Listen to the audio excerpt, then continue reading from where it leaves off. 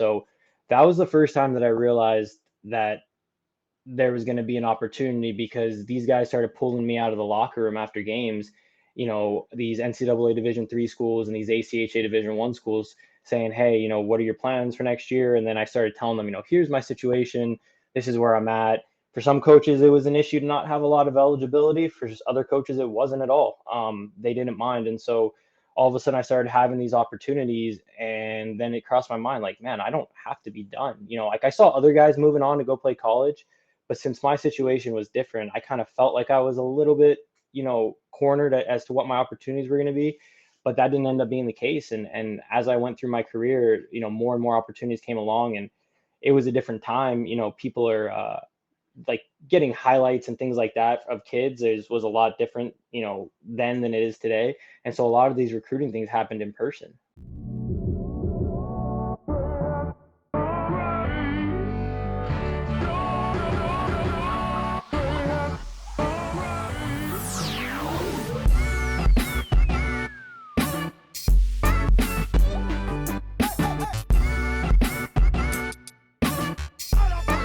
What up, y'all? Welcome back to another episode here on the JDG podcast, Jimmy Dukes Gaming. We're continuing our season 3 conversations, and some of you may or might not know, we're expanding to different type of topics, talking to different type of people from different walks of lives and journey and like that. And we got a good buddy here of mine, and I'm very excited to sit down and talk to Mr. Mike Rivera. What's up, brother? What's going on, man? Thanks for having me on. I appreciate it. Of course, man. I know that I reached out to you a while back and, conflicting schedules and everything, but you have done a lot in the past 5 years. And I know we haven't really kept in touch as everyday basis, but other than, hey, what's up? Everything good? Cool. Hey, dope. It's pretty much right. Yeah. Yeah. So yeah, man, I just wanted to reach out to you and have this conversation. The premise of this episode, man, is I'm reaching out to a lot of my hockey buddies who are all doing different things in life. And the first episode we had with Eric Torres, shout out to Eric, was because of hockey. And you're a perfect example of somebody that I grew up playing hockey with who's doing something within the realm of hockey. But I kind of wanted just to talk about and share your story because I think it's pretty cool that some guy from El Paso that grew up playing inline hockey has led to, different, accolades in your personal life and career, man. I appreciate that. Yeah, I know hockey's definitely it's a vehicle for all kinds of opportunities out there, and it's brought me a lot in my life. I'm really grateful to it. Yeah, man. So I remember one of the first things I remember about you is that obviously when we were younger, we were similar in height, but obviously you were younger than me. But we had similar play styles to a certain extent. We were quick and, we were known for scoring goals and being gritty and shit like that. And as you got older and I saw you just playing travel hockey, I was like, holy shit, Mike is getting really good, man. So let's talk about how the travel hockey came about and all the trips you've taken to Phoenix and all that shit over the time when you were younger. Yeah, I mean, most of my youth hockey was played in El Paso. And honestly, like the lion's share of youth hockey, like at a younger age, like peewees and bantams, was honestly roller hockey. That was what we did, right? Like that's where I learned the game, more so than ice hockey, even though that's what I'm doing nowadays. Roller hockey was really that's my foundation. And just playing on the local team there. It was the Hawks for a while, Yeah, hell playing in yeah. the tournaments. Yeah. Um, you know, Back in the day, you always playing probably, A, double A level, something along those lines. Like we were in, we were never the tournament favorite going into any of those Yeah. nationals or regionals, but we were scrappy and we pull out some big wins every now and again, and just kind of continued on with that for a while. And then when things kind of started to change for me a little bit and kind of opened my eyes to hockey outside of El Paso was when I was about 14. Nick Boyarski and from Phoenix used to manage the behind the mask hockey stores there. We had played against him and his teams, over the years because we spent so much time in Phoenix and up there playing hockey. And he gave me an opportunity to play on his team, which was, quote unquote, AAA team, right? And so it gave me an opportunity to play with the Outcasts, and at that point, then I started traveling a lot more. I was going out to California all the time, playing with him and things like that, and it exposed me to some different levels of talent. And all along the path, I was playing ice hockey as well. Funny thing, when when I was 14, 15, that was right when the Rhinos came around, like the junior team, and there was a heavy focus in that, with the rink here, which is obviously understandable. And there seemed to be kind of a lapse that year in ice hockey at our age division, to the extent that I didn't even play ice hockey when I was 14 ish.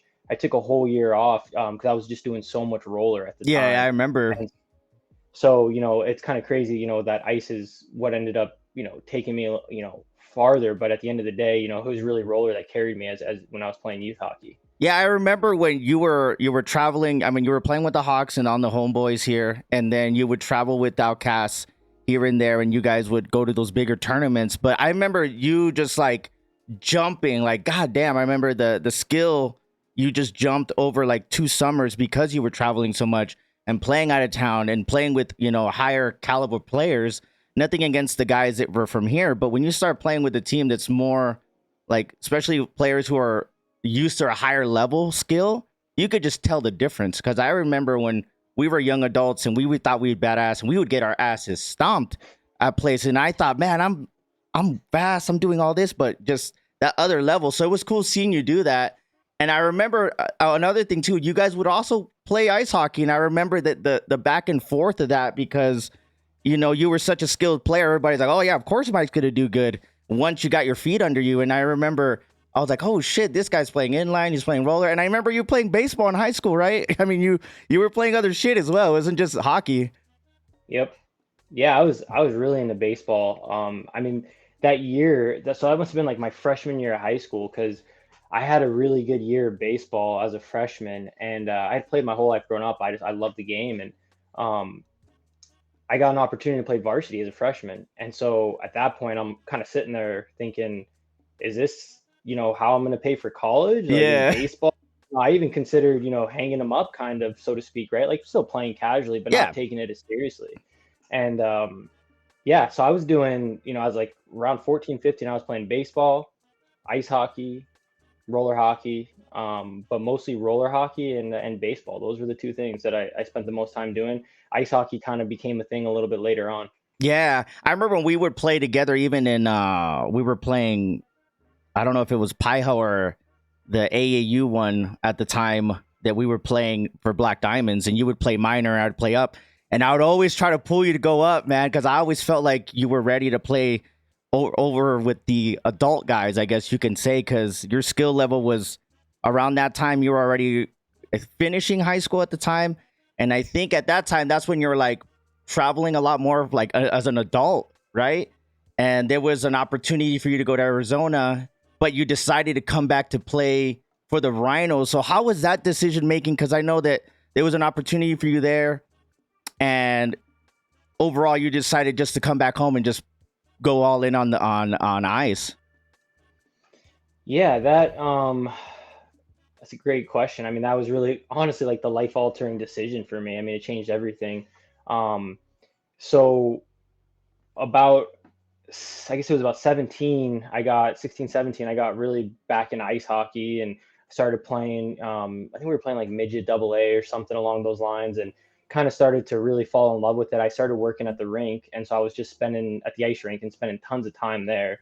And once I once I kind of got ingrained a little bit more in the ice hockey culture, and then I got some opportunities as I think I was a senior in high school, so 17, 18, I got an opportunity to play with the junior Rhinos, which was, in the WSHL Junior A Tier 3 hockey, and played a couple games, practiced with them every day. So as a senior in high school, I remember, so they practiced at 7 a.m. I would wake up, go to practice at 7 a.m. I didn't have a first period, so I would practice, then go to school, then do baseball, then sometimes go back to the rink later that night and like do practices or work or whatever, and then wake up and do it all over again. So I was just constantly, playing. And then when I was done with high school, I got an academic scholarship to go to Arizona State, and so where we're from, no, and like, my parents, they gave me every opportunity in the world, but they didn't know the path to college hockey and that you had to play junior hockey. We all thought, you graduate high school, and if you don't go play college hockey, like that's it, right? Yeah. And so we didn't really know this other avenue. And so initially I went off to Arizona State and I was just pursuing my academic career. I was playing roller hockey for the college team there. Um, but I had, after my first semester there, and it was fun. I had a good time, but the day to day is what I miss more than anything, was just that, being at the rink every day when you're really in those locker rooms and guys are devoting their entire life to it. Like I miss that competitiveness and that seriousness. And it's no disrespect to roller hockey. I love the game, but there's a different element of almost seriousness, because in one sport you can make a lot of money, in one sport you really can't. And so Yeah. the way that ice hockey players approach it is different. And for me personally, I enjoyed the seriousness of it. I enjoyed the hard work and having to be up early and do all the grind. And so when I was at Arizona State, I was just kind of missing that. And then I came home for semester and I was just working at the rink trying to make some money over Christmas. And Corey Herman, the coach at the time, kind of asked me how things were going and asked me if I missed it, and pretty much convinced me to come home. And to be honest with you, it was the best decision I ever made in my life, because that changed everything for me. I like how you said that because for me, I remember I've been playing, X amount of years, almost 20 years playing inline and stuff, and 25 plus years. And even in my early 20s, I was like, I felt like I was decent, but I've gone to the decent tournaments. I mean, I was not standing out by any means, but it was a hard truth, how you were saying, for roller hockey. There's no money in this. There really isn't. Even if you're playing pro or whatever, those tournaments are just a couple times a year, and the check is split X amount of ways depending on sponsorship and players and stuff like that. To actually make a living playing inline with, it's tough. I'm not saying that it can't, but compared to what you were saying as far as an ice hockey career, you know what I mean? Because for me, I loved you guys playing inline, and then I loved seeing you guys play hockey, because ice hockey, because exactly what you said. The roadmap was way bigger in opportunities. How many kids didn't make it here but played somewhere else? You know what I mean? Ice hockey, and they had an opportunity to play for a junior program and possibly, getting a scholarship and like that. So the fact that you still went to ASU, played, and realized, hey, this wasn't for me, because I could only imagine how many people are all on your shit for that, because they're like, what the hell, blah, blah, blah, blah, blah. But nobody's in your shoes. Nobody was around what the time that you were putting at the rink, the aspirations, and you being inspired with other people you're being around, that, you know what, as much as I want to do this makes more sense for me in the long run. So you making that decision at such a young age, even though how you were saying like, hey, that's what completely changed everything around and led to you playing for the Rhinos here. So one question I always wanted to ask you, because I know we kind of, shoot the breeze here and there while you were here and playing. How did it feel to be that hometown boy? You know what I mean? Not only the hometown boy from here, playing here, and you were the captain for what? You played 2 seasons, if I'm not mistaken, or 3? Three. You know what I mean? So how did it feel being the hometown hero? Like, fuck, everybody's showing up and yelling my name. Isn't that crazy? Yeah, that was a whole nother experience of junior hockey, right? Like I mean, that's such a rarity, and also even more of a rarity because you could be a hometown kid playing for the Helena Bighorns in Montana, but like there's a bunch of kids who play hockey that are born in Helena, Montana, right? And Mm-hmm. so it's not the same thing. And it's I always say this, it's like as sad as it is, at the time, I was like the highest level hockey player from El Paso, right? Yep, And I like agree. I agree. that's not like, that's not something to brag about because it's just junior A tier 3 hockey, but at the same time, like for the people of El Paso, like that's what it was. Like he Yeah. was the best player from El Paso, and so they Mm-hmm. treated me like that. And being on the a team that wins all the time, being the captain and being from El Paso, I mean, you feel like a rock star. Yeah. You really do. There's no other way to put that. I mean, you're signing autographs, which is crazy. People are chanting your name, like you said. I'll never forget one time. Here's the other side of the coin, right? So we're playing, I think it was New Mexico, and I had a penalty shot and it was a tie game, and I had an opportunity to like take the lead. And as I'm going getting ready for the penalty shot, everybody in the crowd started chanting my name, and so I'm just getting ready to go, and I'm like, "Fuck, man!" Like, you know, Don't fuck this up.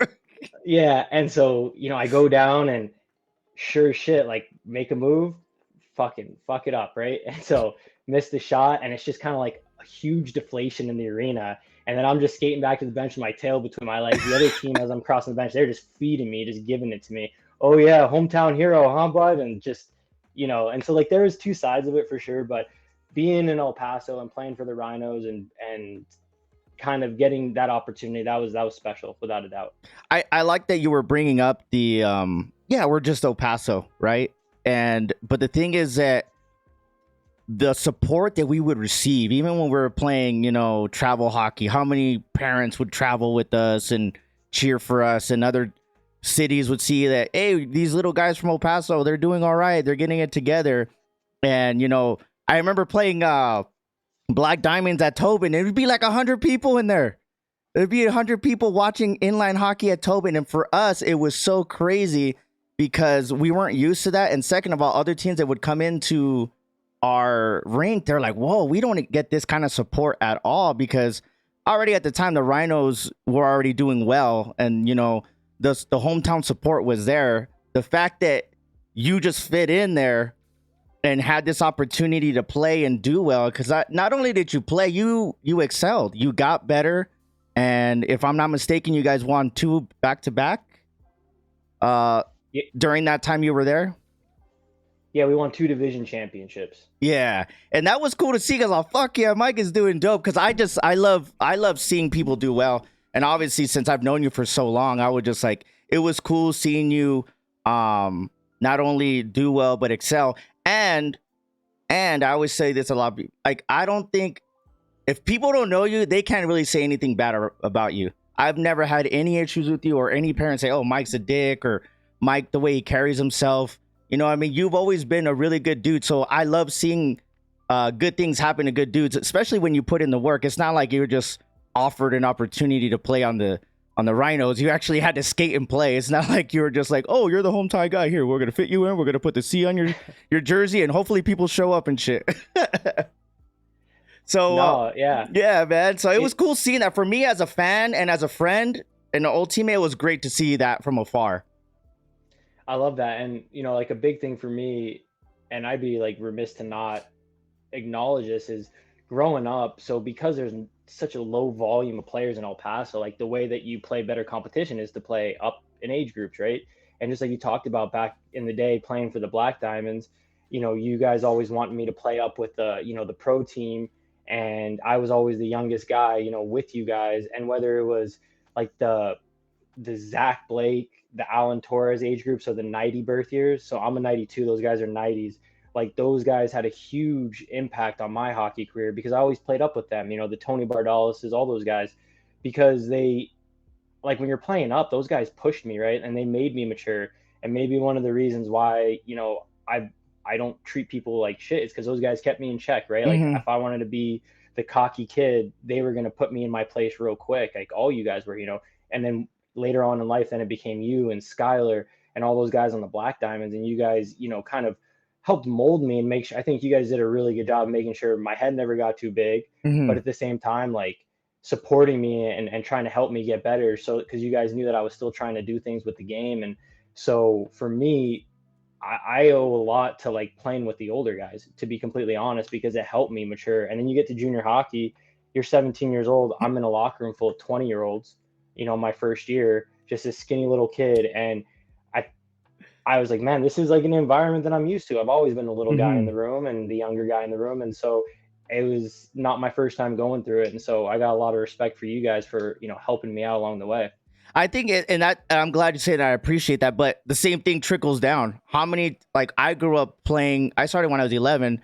I was playing adults when I was 13, 14, at the time, because, the Paul Rohdes, the Mike Manias, they saw like, hey man, this kid's actually all right. He's trying to do better or whatever. So I got pushed in the right type of way.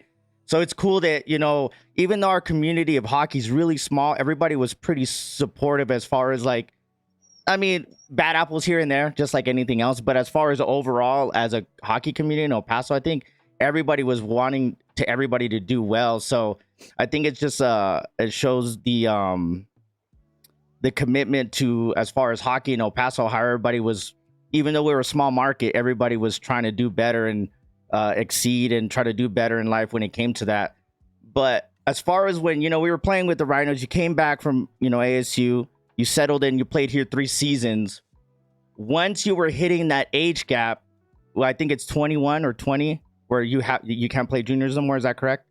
20. Yeah. Okay. So when did it was like, all right, I'm here. What's next? Like, how did that opportunity arise for you to have a possible to go play college somewhere? You know what I mean? Like, how did that come about? Obviously you were doing decent and more during the league, and the team was doing well. Talk about the transition from juniors to college. Yeah, so my path is so different than a lot of guys because when I came back and was playing for the Rhinos, you know, my mom and dad, they're big school people. I've always, they've always put a high emphasis on my education, and I'm grateful for them, for doing that. And so while I was playing here in El Paso, I was taking classes at UTEP full time. So I was moving along through college, which was at the time the collegiate rules for eligibility were very different. As far as being enrolled and your NCAA clock starting and all these things. And so not knowing that at the time, I kind of put myself in jeopardy by, limiting some maybe opportunities for myself by taking those classes. But in hindsight, it was the best thing that I ever did was to take those classes. And so I was in a weird spot where like I kind of potentially thought that I was just going to graduate from UTEP, like finish playing, graduate from UTEP and start coaching maybe or something along those lines. And so um, then when I was 19, we used to go to the showcase in Las Vegas every year. Like all the teams from the WSHL would go, and there'd be a bunch of college scouts and scouts from other junior leagues, things of that nature. And so that was the first time that I realized that there was going to be an opportunity because these guys started pulling me out of the locker room after games. These NCAA Division 3 schools and these ACHA Division 1 schools saying, "Hey, what are your plans for next year?" And then I started telling them, here's my situation. This is where I'm at. For some coaches, it was an issue to not have a lot of eligibility. For other coaches, it wasn't at all. They didn't mind. And so all of a sudden I started having these opportunities, and then it crossed my mind, like, man, I don't have to be done. Like I saw other guys moving on to go play college, but since my situation was different, I kind of felt like I was a little bit, cornered as to what my opportunities were going to be. But that didn't end up being the case. And as I went through my career, more and more opportunities came along, and it was a different time. People are like getting highlights and things like that of kids was a lot different, then than it is today. And so a lot of these recruiting things happened in person. And these guys would, give you these opportunities. All of a sudden they start calling you. And then so through my 20-year-old year, at the end of it, I got an opportunity. Corey offered me an assistant coach position. And so at the end of my junior career, I started recruiting and doing the junior hockey coaching thing. But I had these college opportunities lingering. And so I applied, did all the, the stuff that you have to do to go to college. You try to get the sweetest deal that you can from coaches. I don't come from a lot of money, so had to be affordable. Narrowed down to like 5 schools and ended up choosing the University of Central Oklahoma. It was the best fit for me with only having 2 years left in school. One of the biggest things was I want to go where I know that I can get into the lineup and not be a healthy scratch, for my last 2 years of college. And UCO really wanted me. They gave me the opportunity as a freshman, right off the bat. And it was a good college education, because the other thing you got to balance, like some of these Division 3 schools that guys go to, like you're going to like a liberal arts college, but you want to be a business major. And it's like, man, you got to think about those things. So shout out to Mama Rivera for making me think about those things back in the day. And yeah, so she pushed me to UCO a lot because of the education, and the coach was a great guy. And it was, the second best decision I ever made, because that one would have never happened without deciding to come play junior hockey. So that's got to be the first one. But then this was by far the second best decision I ever made in my life. I'm glad that you brought up the education thing, because a lot of people get so caught up like, oh, damn, go to college and play sports or whatever. But hey, nothing's for sure. And, I'm glad that, you shouted out your mom for that, because I think everybody's home, you know, as far as like if education's a big thing, not that it's needed, but it helps, you know what I mean, to have that in your back pocket. You know, I want to do all this stuff, but worst comes to worst, I could pay my bills. You know what I mean? Because being in that situation where you're chasing your passion and what you want to do compared to what you need to do is where a lot of people get caught up. So the fact that you were had the right type of people around you, had the right type of parenting to say, hey, you know, yeah, push this, but hey, think about this kind of thing too, because you know the yes people around you aren't always the best and not might have the best interest other than like you just doing all this and them living through you, other than like, hey, I want to do this, but let's be smart about it. I could have gone to school A, B, or C, but you know, school D ended up being the best position for me because not only could I play, I could actually get my education and fall back on that if I needed to, because it seems like a coaching was kind of on your mind. Like, when did coaching was like, because you said, hey, I was already coaching before I went to college. Like, how did that spark? I know that you would help out around the rink and like that, but when did you decide, like in your head, you're like, hey, I want to coach sometime and I see myself doing this? There was a couple moments that kind of triggered it for me. So I always helped with the younger kids. I just enjoyed teaching, and it was always a better way for me to understand what I'm trying to do. And so I really did enjoy that. And so I kind of grew up like doing lessons and things like that. That's how I really got into it. And then um, one of the things that Herm had said to me in like one of our end of season meetings, like with the coach, he told me that when your feet and your body can catch up to your brain, you're going to be a lot better hockey player. And that was when it kind of triggered for me that, hey, like I mean, that kind of sucked, you know, I got to figure that part out. But at the same time, it triggered for me like, hey, I do understand this game, right? Like I have a good understanding, but I always thought I was kind of, you know, a little bit like heady in terms of just understanding that kind of stuff. And I was like, man, maybe I do have a knack for that. That was one of the first things. And then I think being a captain for 2 years and like kind of, you know, having a big say in what goes on in a locker room, like I enjoyed being in that leadership role. I mean, some guys are like, man, I don't want to be the captain. I'd be lying. I enjoyed being that guy, and going out there and doing what it takes for the boys and, you know, trying to set a good example and standing up for guys when you need to and holding guys accountable when you need to. Like I enjoyed that piece of it because I wanted to win. And so I knew what it took, and being that guy in the locker room always kind of came natural to me. And so when I mean, I almost hung up the skates to start coaching because the I knew that I was never going to make a living playing hockey, right? Like that was a big thing for me. Is I knew that that wasn't going to happen. I was really realistic. And so part of me thought, man, just start coaching. Like it's like a second career. You get to just start it now while you're 21, not when you're 26 and done playing college hockey. And but I ultimately decided like the bigger experience of playing, the better the coaching resume is. And I've still had like an itch to play the game. And then, but I always knew in the back of my head that I wanted to coach. Like Yeah. I did the things I had to do. I got, you know, my degrees, got set up for life so that I can, you know, have a career and take care of my family. But um, every decision that I've made since I graduated from college and stopped playing hockey has been based off of, can this accounting job allow me to continue to coach hockey? No shit, dude. I like how you say that, man. Because me, just you know, at my age now, man, I've been an IT guy for 15 years now, and I feel like my IT degree will always pay my bills and my mortgage. But me pursuing this content creation and podcasting is like I'm more passionate about what I'm doing and what I want to do. So the fact that you're saying, "Hey, I gotta light up my fucking eggs before I pursue this," because you know we're not dumb. You know, I'm glad that the fact that you brought up the leadership thing, because for me when I was growing up, I was pushing the leadership role a lot. You know, shout out to Dan Guard, but people would he would push me into it because he saw something in me. But that helped me build my character because I was looking out for everybody else. I put everybody before me, and looking at the game differently helped me, I guess, mature faster and be like a better adult, I guess you can say. And those skills helped me in my with schooling and working like that. So I'm glad that you brought up, because not a lot of people are good leaders. They could be a leader, but they're not good leaders, or they're voted captains and they don't want to be a captain, thing like that. So the fact that you brought that up, I like that because I used to hold that highly too. You know what I mean? Like, hey, I have a say, and when I go out there and I'm busting my butt and nobody can say anything, right?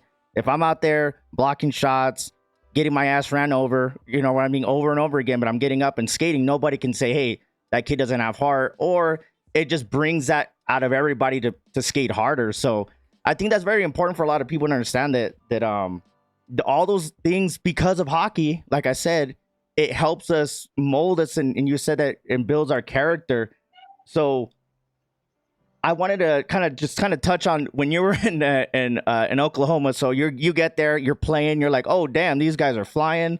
I'm on a good team. Like, not only do you leave El Paso from a winning team, you go to another fucking winning team, of course.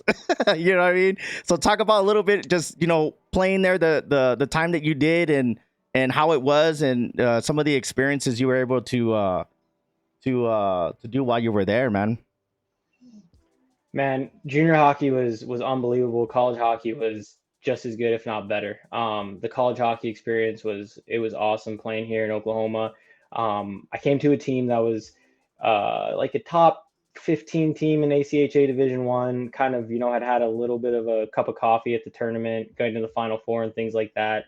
And oddly enough, like the way it worked out, my recruiting class was the game changer for the university. And it's not just me. Like it's like we had a couple kids in that class. Like this one kid, Sam Rice, like he's probably the best hockey player I've ever played with, and he's the collective group of us. Not only were we like pretty good hockey players, but we were also like there were some older guys that were on the team that were kind of dead weight, right? And they were seniors, and then we were trying to kind of move along. And we came in and we kind of took over the locker room to an extent, right? And we're like, man, no, like we're gonna be all in on this, like we're trying to win. And so that kind of transition happened in my first year. And then in year number 2, we brought in another recruiting class that was just top notch as well. And year 2, we ended up winning the national championship, and that year was unbelievable. We won 19 games in a row. Damn. And it was just one of those years where like everything was going in, shooting the puck, like just every little thing. Like it was one of the, like I remember we were playing Minot State. It was a top 10 matchup at the time, and we were in overtime, and I tried to like sidestep this kid. I ended up getting a hip pointer, and my hip was like on fire, man. Like I could barely skate. And the assistant coach, he was like, man, just go back out there. We have power play, just go back out there. And this is just kind of how things were going that year. Like kid shoots a puck, goalie like blockers it, and it just lands right in front of me, backdoor, knock it down, put it in the net. Like it was just one of those seasons, right? And yeah, it was fun, man. I had a really good year. The team had a really good year. We go to the national tournament, and I had never won like a national championship like that, and so it was really important for me. The year before, I ended up having to have season-ending surgery, and so I didn't get to go to the tournament. And so this was my first time at college nationals, and it was just one of those weekends where everything was going in. Had a hot weekend. Ended up winning MVP of the tournament, and got the school the first national championship. So it was That's awesome. so sick, man. And that's awesome to hear, man. That the fact that you go up there and there's a lot of moving pieces. You know what I mean? And I'm glad that you credit the staffing, the roster. It's not like, oh, I showed up and I fucking was a savior or anything like that, right? No. But it just happened to a lot of things just fall in place to where like you were a key piece to help that program. So as you were going to school and you're like, all right, 2 years are over. um the coaching started itching back up when you realized that, hey, I'm probably done playing competitively. How did the opportunity, or how did just coaching come back into play again after that? you know um Everything's good here. I can't play here no more. I'm done with school. So how did the opportunity arise to you to coaching back again? So because I have an addiction to hockey, right after that national championship, so I was going to graduate that year. Like it was all done. And but I wanted, at the time I was going to pursue my CPA, and so you need like 150 hours of school to be able to get your CPA, and a degree is like 124 typically, around that. And so I'm sitting there and I'm like, man, I still have eligibility left, and so I had to go to the master's program anyways. So like, fuck it, man. I'm gonna play one more year and start my master's program, try to knock that out. So I ended up playing one more year. We lost in the quarterfinals the next year, got upset, and then after that year, I was just kind of, that was the point where I don't know. I think I was like 25, 26, and I just kind of felt like it was time to get my life started a little bit and start putting food on the table. I feel I you. was, had a serious girlfriend at the time. We were living together, so it just felt like, I wanted to have money, man. There's no other way to put it. Like it was time to make money, and so couldn't do it all anymore. I was doing like an internship, school, hockey, and I wasn't all in on hockey, so I felt like I was cheating it a little bit. And so I decided to hang them up. And right away, as soon as I was done, a buddy that I played with asked me if I wanted to coach double A midgets with him here in Oklahoma City. And I said, absolutely, like 100%. I want to stay involved in the game. I was already doing lessons and stuff here in Oklahoma City, kind of getting involved. And then that was my start. And then the following year, the head coach of UCO ended up asking me if I would be an assistant coach. And that's how I got into college hockey. That's dope, man. And the fact that you were already up there and you get to go back and play for this, I mean, go back and coach for the team that you played for, and they gave you the opportunity to go up there and stay, man. I like that. So let's get into the coaching. Now that I've known Mike Rivera, the player, for X amount of years, like who's Mike Rivera, the coach? Like, how do you, what kind of philosophies? How do you carry yourself? How does, having that player experience and knowledge help you, excel as being a coach for these guys? Man, that's a good question. So if I had to define my philosophy, it would be culture over strategies, like the number one thing. So when I ended up becoming the head coach, the first thing that I did was really take a look at the culture and try to establish that and work on it. It's really the found. If you don't have good culture, like you're never going to really win a championship. And so we wanted to focus and establish that. So like I focus heavily on core values. Like we have four core values that the guys are expected to memorize, like be able to define them, and we live by them. And I always tell them that if things are going out of whack for us, you can always go back and find something in the core values as to what the problem is. Like it always goes back to those. And for us, they're character, commitment, compete, and cohesion. And basically, if we live by these pillars of our organization, that's what our foundation is. And then, you get into the details a little bit. And we're a hard nosed, fast, hard-working, physical, in-your-face kind of team. Very Rhino hockey style, kind of old school a little bit. We're heavy on the forecheck. Like, you know, I I want teams that have guys that are just like super competitive and gritty and just work hard, like that kind of stuff. Like that's always going to be the brand and the identity of our team. Like we define our identity as fast, relentless, and disciplined. Like those are like the way that we try. If someone's talking about our team, that's what we want them to say in some form or fashion. But as far as like how I go about it individually, I'm going to be honest. I'm tough. Like I learned from Corey Herman, like who is a hard nosed fucking coach, and times are different now. But there's a way to hold these kids accountable and be tough on them. And if you demand the very best out of a kid, you'll very often get it. And you pushing them beyond their limits. And like a big thing, like we talked about early on, right? Like I know that these guys, like we have a couple guys going to play some pro next year, but it's not going to pay the bills. And so a big thing is like creating, full student athletes, like men, husbands, fathers, productive members of our society is really what, the core values are implemented for. And then, hockey is the vehicle to teach them these things. Cause if not, they're college kids, they're going to do stupid things, right? They're Yep. kids. And so hockey is the way to kind of help guide them. And one thing that we're real proud of is we're like a more affordable school. So we always get those blue collar kids. Like my kids, they're pouring concrete in the summer, they're doing landscaping, they're those kinds of kids, right? And some of them, they'll be the first ones to tell you they would have never gotten a college degree if it wasn't for the opportunity to play college That's hockey. awesome. And so putting a kid like that through school, that's what it's all about. I like that you say that because I had heard, I had watched some of your interviews with other folks and things, and it's cool hearing you say that. because I'm like, fuck, Mike's an adult. You know what I mean? It's cool hearing that because I've known you for so long. And people say that too when somebody older than you sees you doing something, they're like, oh, damn, Jimmy's an adult. You know what I mean? So, but it was cool hearing you say that, you are trying to build, good people, and I like the fact that hockey is a vehicle, how you said hockey has brought us so many different opportunity and experiences that if used in the right way, you become a decent person. You know what I mean? I could, us playing hockey for X amount of years, I'm sure it's the same thing with other sports, but I can only say from my experiences, man, a lot of the guys that I grew up with are all pretty decent people.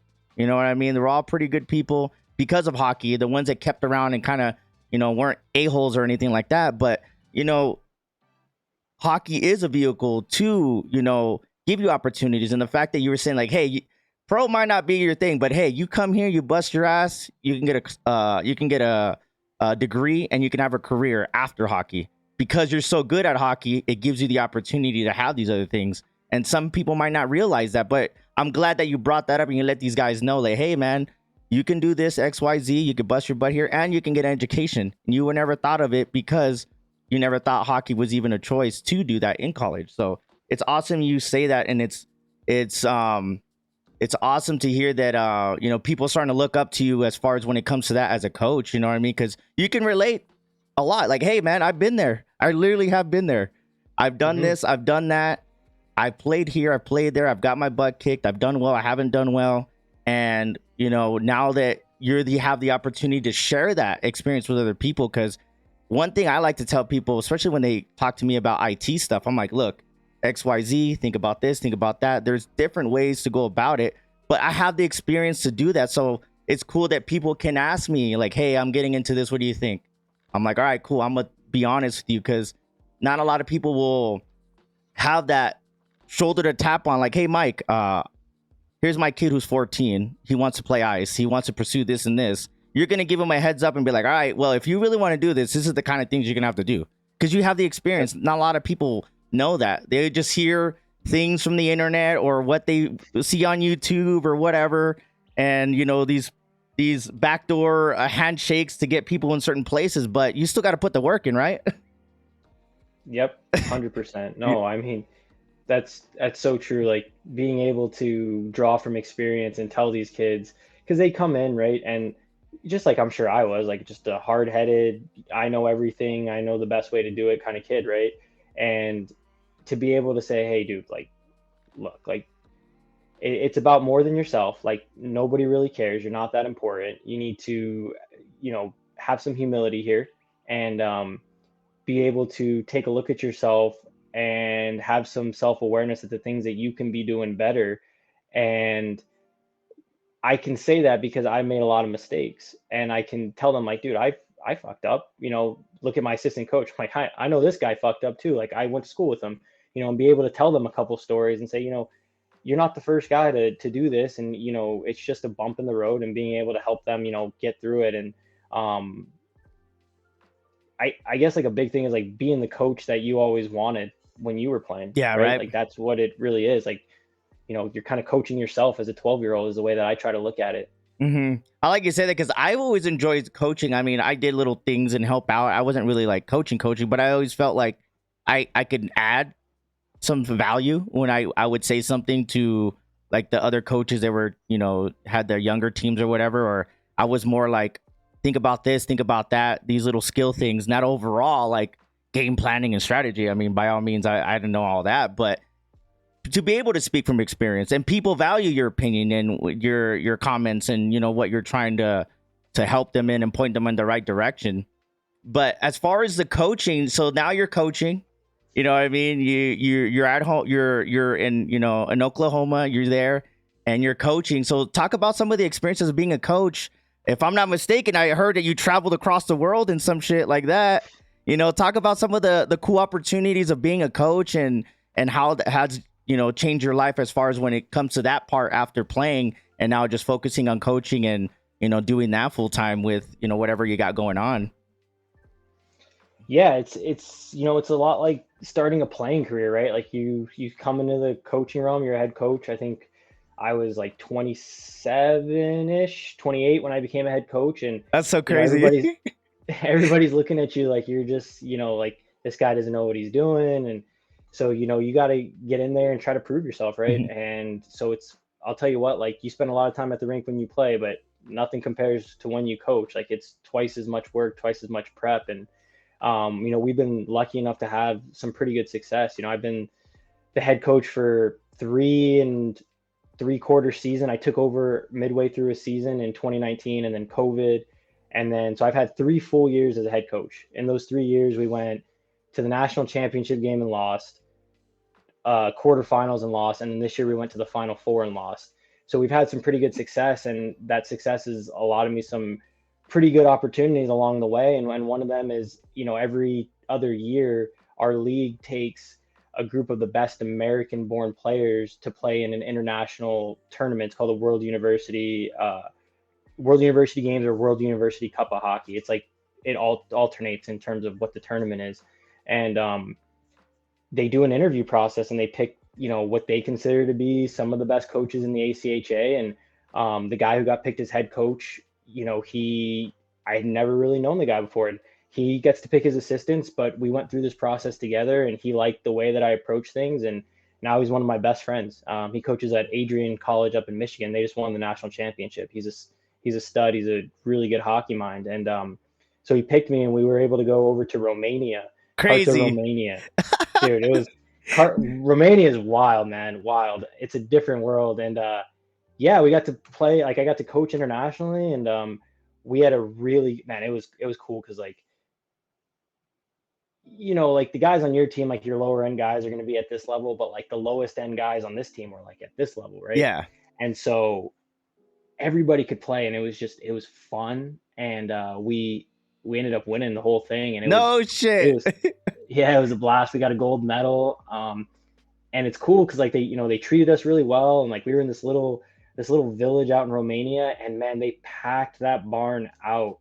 When we played the host team, it was wild. And even when we had the gold medal game, we were playing Canada, and they still like sold the place out. I'm talking like just all these Romanians on top of you. They had a band playing very Euro hockey. Yeah, yeah, yeah. And yeah, it was, man, it was awesome. I spent like 10 to 14 days there. It was a That's long so time. sick. Yeah, man. That's dope. The fact that, and you know, with me, and like I say it all the time, and old man me as I'm getting older, like it's cliche, but the experiences are more meaningful as you get older and realize you're more grateful and have gratitude. Like, hey, I busted my butt to be here. It's not like they just said, hey, come on over. Like they saw something in you as far as value as coaching and things like that, and such at a early stage of your coaching career. You know what I mean? I can only imagine the other coaches, other people like, oh, being salty or whatever. But hey, you know, I just like anything, man. Just like anything. Why him and not me, kind of thing. But Oh yeah. you know what I mean? You grew up with that kind of shit all the time. It just nobody could ever say that you weren't putting the effort in, and it was just given to you. So the fact that hearing you do the same thing in coaching, it doesn't surprise me, but it's awesome to hear. It's like this motherfucker. You know what I mean? You know what I mean? It's awesome. You know what I mean? I'm glad that you're doing well when it comes to the coaching, because hearing you in those interviews that you sprinkled to me, and I was kind of listening through them, I could hear the passion in your voice. I could hear the tone. I could hear the way your brain has changed from a player to a coach, and you know the values and pointing people in the right direction, and you know all the stuff that was ingrained in us when we were younger. You know, we're able to pass that down. To future young men to be good people. Not only just when it comes to hockey, be like, hey, do everything good in here in the sport and everything you're supposed to do. More than likely, you're going to be a good person when it comes to society, right? Yeah, man. I mean, dude, think about, like, this is one thing that you try to conceive it. It blows my mind, like thinking about. So like, let's just say, you know, as a coach or as an individual in general, like if I help ABC player, and you know, he was struggling maybe through something that was going on at home, and you know, I was able to not just be like, man, this kid's not this kid's an idiot. Like he's not trying. Like he, you know, instead of, you know, just blaming him and being, you know, a dick to him, you know, pulling him aside and saying, hey man, is everything cool? Like, is there something going on at home, right? So you take this kid and you help him out, maybe work through some problems, point him in the right direction.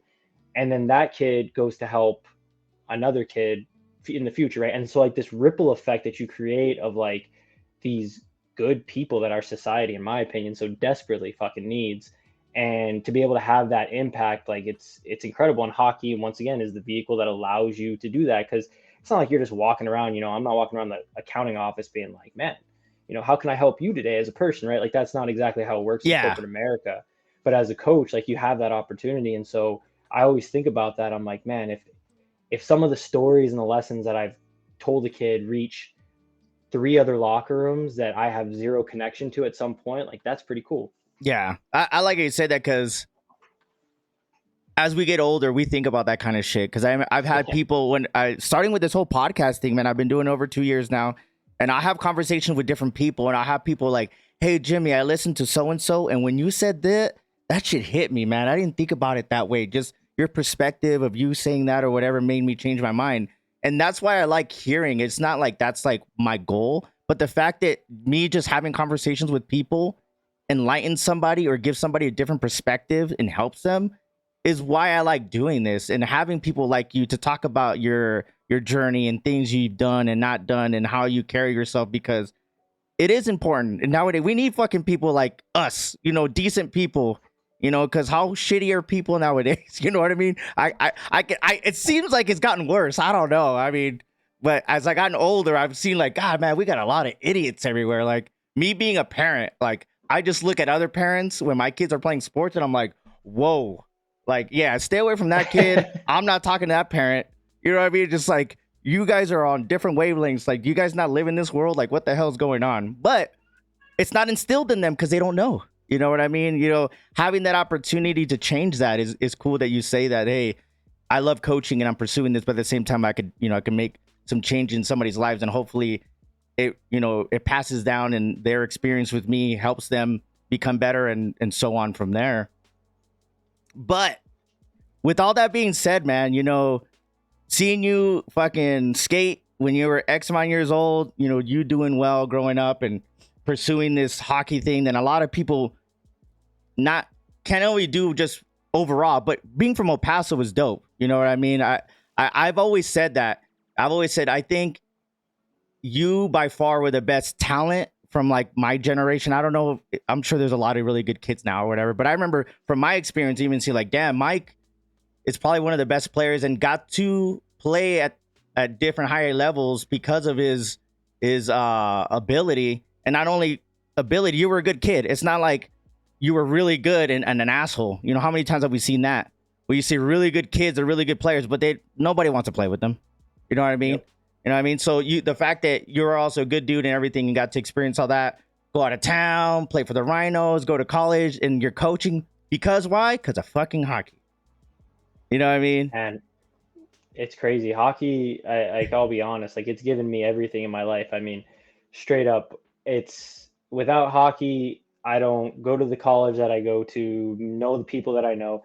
I'm not married to the same person if it wasn't for hockey. That means I don't have the same daughter. You know what I mean? Like the impact that hockey has had on my life and all the opportunities it's given me along the way. Like that's why, my professional career, being, accounting, I've always structured it like I've gone a different avenue than I originally planned on going down to be able to allow coaching, to be in my life, because what I wanted to do was pursue the coaching thing without it coming at the expense of my family. So well like said. I don't want to be moving them to, small town Iowa, chasing job number 3 in 3 years, and I'm making, nothing. I mean, nothing against anybody who doesn't make a lot of money, but like, only making 25 grand to coach hockey and, supporting a family that way. I didn't want that for my wife. I didn't want that for my daughter. And so I've been able to structure my life to be able to do both. And, the goal long term is to have hockey put food on the table for my family if everything works out the way that I hope it does. If not, it's a really good experience along the way. Hell yeah. I'm glad you said that because I'm the same way when it comes to this. Everybody like, oh, you're doing this full time. Like I feel like I am doing it full time, but I'm not really getting paid. You know what I mean? It's not like a bad thing, but this is like my passion project. This is what, hopefully, God willing, everything makes sense for me to keep pursuing this. But you said it earlier, you have to be realistic too, right? You have to be realistic. I have a family. I have, you know, I'm not gonna just be chasing dreams of like being a content creator and being a YouTuber and getting all this money, but that the fact that you're realistic too as well. Hey, I need to do XYZ in order to keep pushing this, but at the same time, when if it doesn't make sense, I'm not just gonna give up my accounting, which I went to school for, and you know that's helping me do this. Because I always said nine Yep. to shout out to a lot of my content creator homies. They always say a 9 to 5 saves lives. Not, Yeah. you know what I mean? Not like my IT job. I don't really ever talk about it, but it pays my bills. I work from home. I'm not passionate about it, but I'm good at it.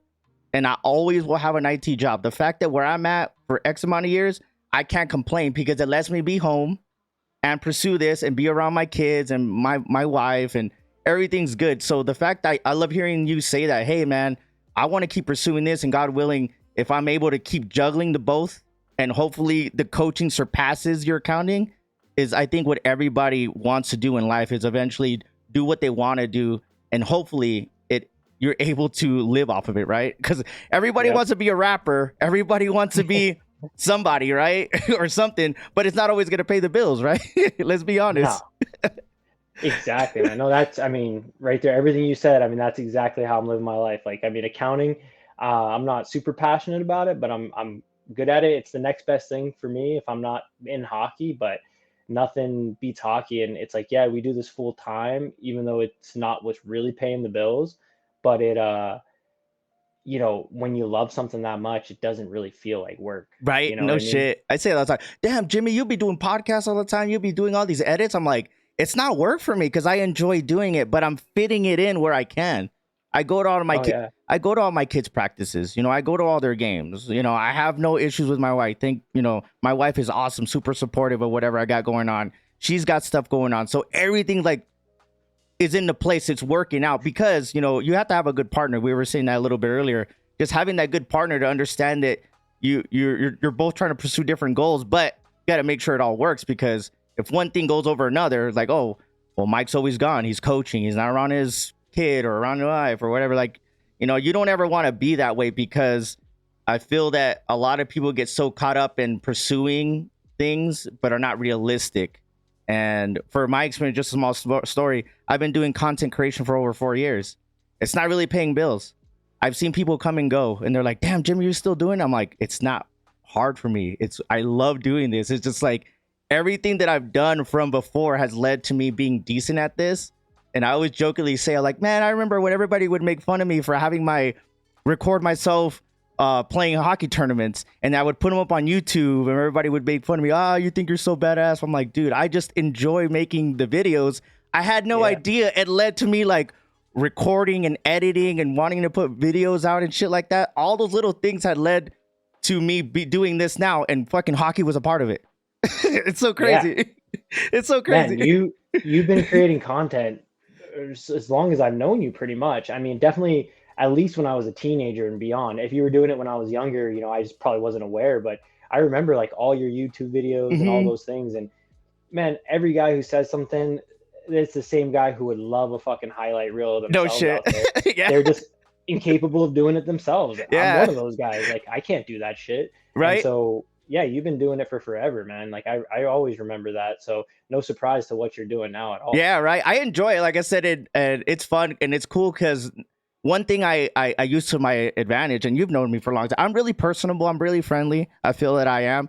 And Yep. I'm able to reach out to people like you and other people, because it's not like, oh, Jimmy's an asshole, I'm not going to talk to him kind of thing. You know what I mean? I'm able to pull, you know, friends and people that are doing different things in life, and I'm able to experience or share their experience and journeys, because I feel like at this age and time, it's like we need good type of role models, especially for men.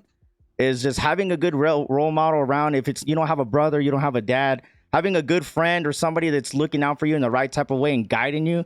I think there needs to be more of us, and I'm always trying to help people, you know, better themselves, because by me just doing my podcast and talking to people is help people, and it was never my fucking intention in the beginning. My intention was like, I want to be a partner, I want to make money, I'm gonna be a YouTube star. That was my goal. But over time, the fact that how you were saying with the coaching, I started realizing I really do enjoy impacting people's lives, even if it's just me talking to somebody and sharing experiences. If it helps somebody, awesome. Good to Yeah, man. that helps me, man. But That's the shit that lasts forever, right? yeah, for sure, man. And it trickles on for. I remember when Mike said that on Jimmy's podcast. He was talking about this and that, and fuck, that was cool. You know what I mean? I had no idea about that. You know, I love hearing people come up to me randomly and say, "Hey, I heard this, and that was pretty cool." It motivates me and inspires me to keep doing what I'm doing. But with all that being said, man, like, how is the current season going, and what is your ideal future for Mike Rivera, the coach? So with season being over right now, it's like the heart of recruiting season. So Okay, it's just constantly on the phone with kids and trying to get them to come down and play here. I'm doing a couple showcase tournaments, like where I put a team together, I take a group of kids out there and do that kind of stuff over the summer. It's just like it's great networking, great way to kind of you want to get with these kids when they're like 16, 17, and then by the time they're going to college, you know what I mean? You kind of build that pipeline. And so be doing a lot of that. That's pretty much what I spend most of my summer doing. I try to stay away from the rink a little bit more and just kind of be at home, try to be present with the family and all that, because it's the only time that you really get because we do travel so much. As far as like future goes, um, taking it, season by season, day by day, and opportunities come along, and it's just kind of waiting for, it's not that I'm looking to just leave yeah, UCO, right away, right? But you're always looking for the next opportunity as a coach, and so just kind of waiting around for that thing to come my way. Just try to keep performing and putting myself out there, and ideally, I I don't care if it's junior hockey, if it's college hockey, if I'm lucky enough, pro hockey at some point. But the goal is, and what I would like to happen is like the next job that I take, like it's putting food on the table for my family. nice. It's surpassed the accounting essentially. I can still probably do some on the side because I just have my clients and things like that. But at the end of the day, like I want to be able to rely on coaching and do it full time. Where like my job, like man, my goal in life is to be able to wake up in the morning and have a cup of coffee at the rink, and that's my office, man. Like that's what I want to do. That's I dope. don't think that there's anything better than that. And so if I have the opportunity to do that, I'm not necessarily like a chaser of I got to make it to the NHL, like or Yeah, anything like that. I just want to make it to a level of hockey that's extremely respected, um, consistently across the country in terms of like the level of athletes, and be able to coach, be successful, be in a good place for my family, and man, make money while doing it. Like, you know what I mean? Like, I that's the dream right there for me. hell Nothing, yeah, nothing nothing too make me good. happier. I tell that shit all the time. Like, Jimmy, what's your ideal goal? I was like, man, if I can get paid for doing what I'm doing already, I'm good. I ain't trying to be the most famous. I ain't trying to make millions of dollars. If I can continue creating content, having conversations, playing video games, recording vlogs, and it pays for bills, that's my goal. Same thing. So I can relate to that because, hey, I can keep doing my IT, I can keep doing my accounting, but this is what I want to be known for. This is where my passion, where my heart, where I feel like I can make an impact and a change in this world. You know what I mean? And my friends and my family, like, hey, I'm not doing this just to do this. You know what I mean? I really do enjoy it, and I look forward to doing it. So having these conversations with people, I always look forward. I tell people all the time, I'm giddy. Every time I sit down, I get to catch up with some of my friends and then share experiences that hopefully help somebody in their life somehow. You know what I mean? Whatever topic Yeah. that we're speaking, it can relate to life somehow. Somehow Oh it can yeah. relate to life, man. But the fact that you're doing Yeah. so well, man, I love that. Thank you. Thank you. No, I really do appreciate it, man. And I like just like what you said, just with the passion and everything. Like it's a funny thing you can tell with coaching. Like when you go to these showcases and you're recruiting, and there's coaches from every school or whatever are there, and you get to know people and you're sitting with them, and you can always tell the guys who are going to be lifelong coaches who are like just in love with the grind because they're the same guys that are there eating the shitty food at the rink all day. And the other guys, man, once that 5 o'clock bell rings, like, man, they're out the door on the company card, beers and dinner, and they're just hanging out and it's a party. And it's like, nope. Like, man, I love being at the rink and grinding it out all day. Just like what you're saying, like you just look forward to it. You're giddy. That's how I feel every single time. Hell yeah, man. I love hearing that, man. I'm glad that we got to sit down and you share your little experiences and what you got going on, man. Let us, for anybody who might be listening and watching, if you don't have a fucking favorite college hockey team, I think you guys have one now, right? That's right. So, Well, yeah. it shows me. Yeah, so real quick, just the name of the team, like where the people can check out some of the scheduling, and maybe somebody from El Paso, somebody who doesn't even have a college team now, can start rooting for you in the program, man. So, University of Central Oklahoma is the name of the university. We're university based out of Oklahoma or Edmond, Oklahoma, which is basically Oklahoma City. We play ACHA Men's Division One. So you go to achahockey.org, and that's like the national website with all the teams. UCOhockey.com is going to have our schedule, all our stats, all those kinds of things. And then our social media is pretty good. Like on Instagram at UCO Hockey, our social media girls do like a really good job with it. Dope. And so it makes our guys look nice on there. It's pretty cool. Hey, There's let's go. content. Every once in a while, they can kind of convince me to do a couple things that I'm not really comfortable with. So that's always funny. But yeah. Yeah, that's dope, man. I like you say that because, yeah, nowadays, man, internet, free marketing, you know what I mean? Like, get people eyes, people interested in, everybody has an Instagram or YouTube or whatever. And the fact that you can keep up with players and teams and stuff like that, I think people really do enjoy, man. But thank you so much for your time, man. I really do appreciate it. I've already said it a million times, man, but it's awesome and inspiring to see you do your thing, man. Because every time I talk to people who are pursuing their passion and are good people, I love seeing that because it inspires me to keep doing what the hell I'm doing. No, man, I really do appreciate it. And thank you for having me on. I went back and watched when you asked me to do this, watched the one with Eric, and man, it was awesome. Like the stuff that you guys are putting together. Like I was listening to the whole thing, start to finish. I just enjoyed it. One, knowing Eric makes it a little bit more fun, but Yeah. just watching you guys, just kind of chop it up and hot stove it a little bit. It was awesome. And I like that setup in person. I think, hopefully if people don't hate this episode, at some point I'd love to do it in person. Hell yeah, have man. a beer, do it the right way. Hell yeah, man. That's what I said. I have like an idea. Like I'm trying to get like some key people, you know what I mean? That they would have a good podcast and just share some stories without us getting in trouble, man. And just shooting the shit for about an hour and talking about some funny hockey stories that we can talk about without getting in trouble. You know what I mean?